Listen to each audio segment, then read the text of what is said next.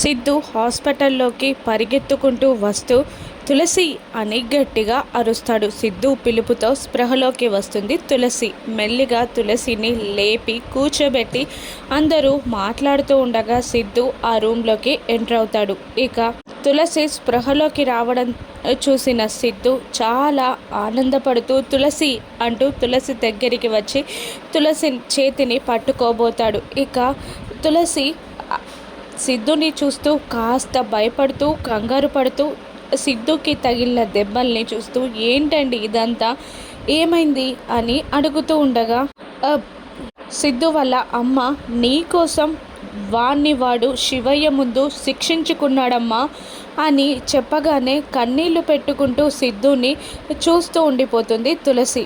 తులసి bed దగ్గర మోకాళ్ళపై నిల్చొని తులసి చేతిని ప్రేమగా తీసుకొని ముద్దు పెడతాడు సిద్ధు. పైకి లేచి తులసి తన గుండెలకి హత్తుకుంటూ తులసి నుదుటిపై ముద్దు పెడతాడు సిద్ధు.